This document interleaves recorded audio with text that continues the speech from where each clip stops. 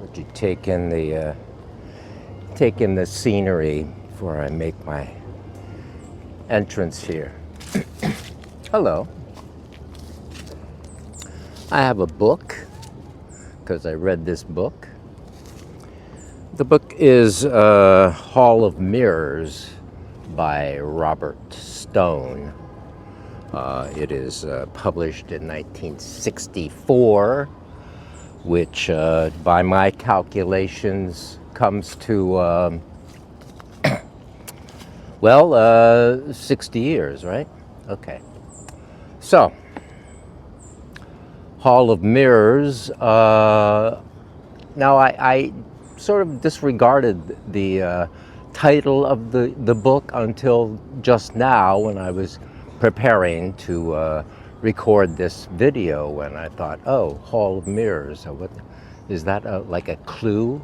Like, there wasn't a Hall of Mirrors within the story anywhere. Nobody got caught in the Hall of Mirrors, like what the Orson Welles movie. Which one is that? Lady from Shanghai.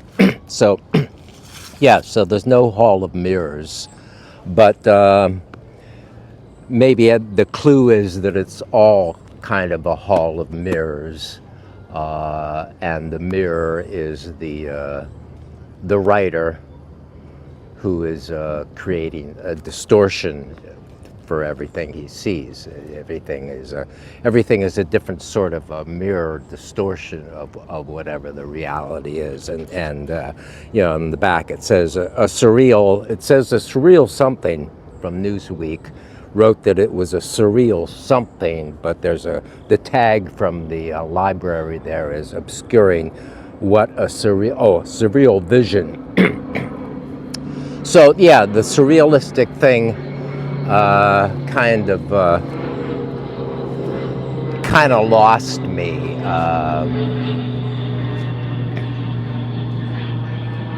An airplane with props. The surrealistic thing kind of lost me along the way.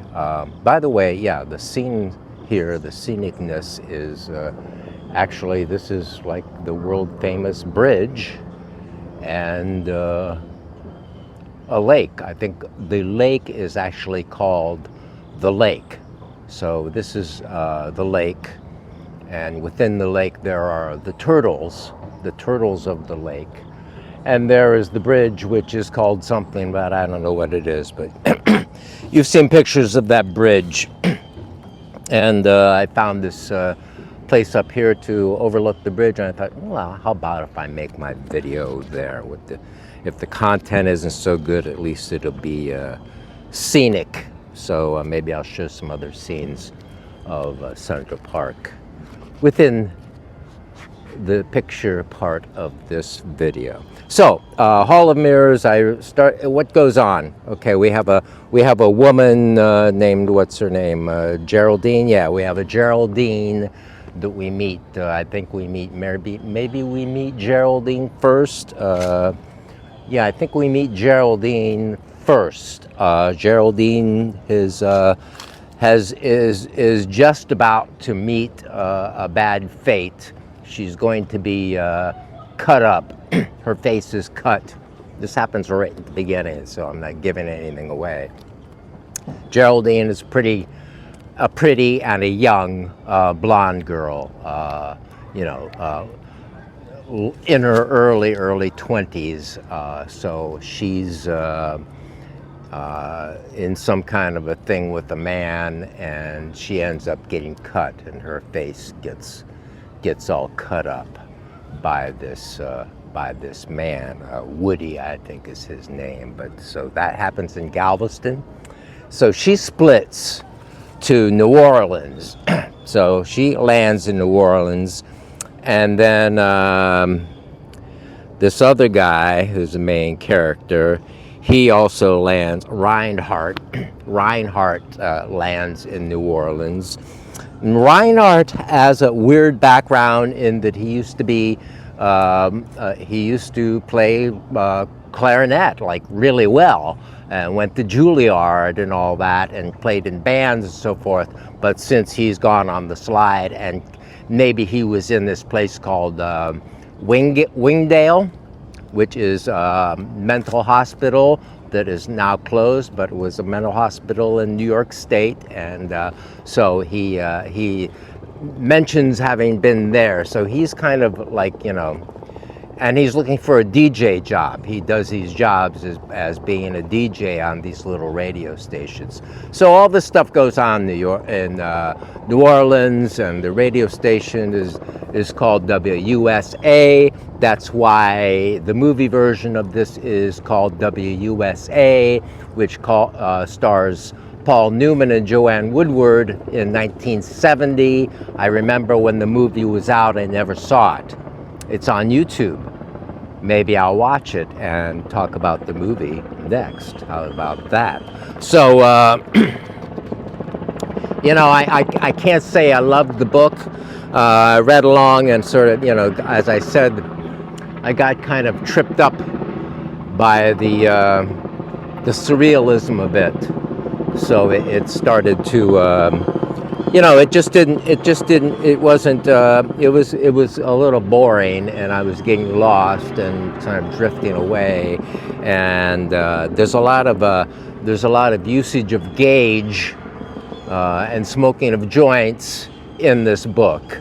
So you know, it's not really a hippie book. I was looking at the Goodreads reviews, which around the middle of this, I was kind of, you know, getting tired of it, and I looked at Goodreads to see what other people had to say, and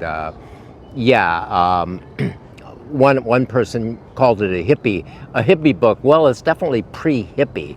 If it's 1963 or 64, it's published, so it's, you know, germinating whatever 1963 or even earlier into the 50s. So, you know,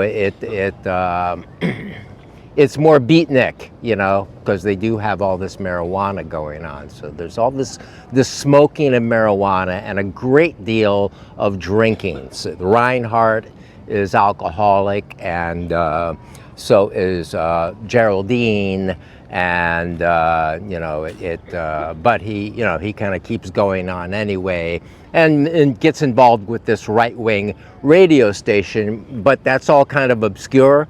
Like the, you know, it's not really, none of it is like material in a way. It's not, we don't really envision anything that's going on in here. It's a story, it's sort of an abstract story about people, but it's not like any of it is written in a way that presents a picture to me as a reader anyway. So not that I require that, but it is written by Robert Stone, was born in 1937. So this coming out in 1964. He is not even 30 years old yet. So, you know, this is a man in his 20s, and so it kind of that kind of shows too. It's kind of trying to be a little too hip and things like that. And, you know, so it's sort of this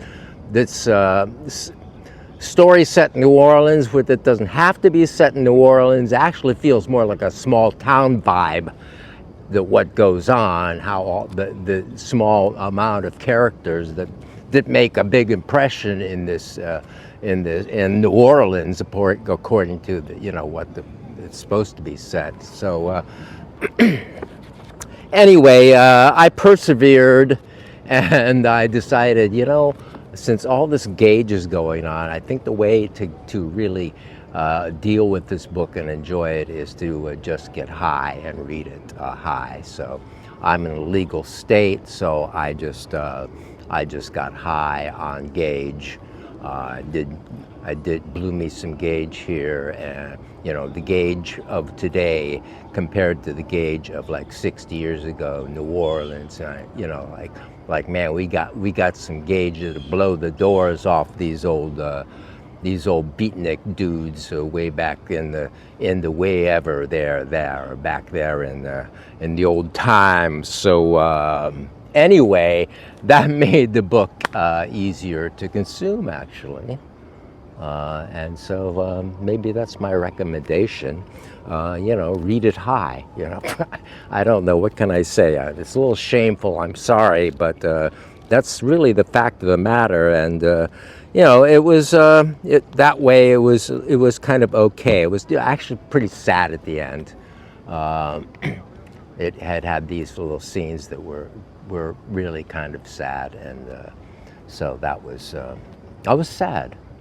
And it made me sad to read them, and what happened to some of these people, and it's kind of this stop on the road for some of them who just sort of bounce off the scene and take off to the next stop. But I kind of wish there would have been more about the radio station. The sort of right-wing stuff was 1963, 64 particularly, was probably after this book was written, was a pretty intense year. I remember 1964, that was an election year. That's the year that Goldwater ran against Johnson and won, but that's the year where the famous ad of the little girl picking flowers or something, it's like a Frankenstein movie, and it's like if you don't if you don't get Johnson, if you get Goldwater, the warmonger, and then we see the bomb go off, So anyway, it was an intense time, and actually, I went to a John Birch Society meeting with my dad, because my dad was kind of into this right-wing thing in the form of books that he would pass out at work. So I knew kind of the texture of the times in my own experience in Ohio. So I know what the vibe was, and it does show things that are kind of falling apart and getting scary in the country, I guess, in that way, and in these sort of lumpen people who are kind of falling apart. It reminded me of Nelson Algren in a way. It was sort of like a Nelson Algren novel, but not as good. So would I read more of Robert Stone? I might read more of his stuff later, and I think that's all I'm going to say about it now. And I'll walk a little bit more in the park, and maybe if I think of something more, I'll add it on. So what really goes on in Hall of Mirrors? I guess I should say sort of what the story was.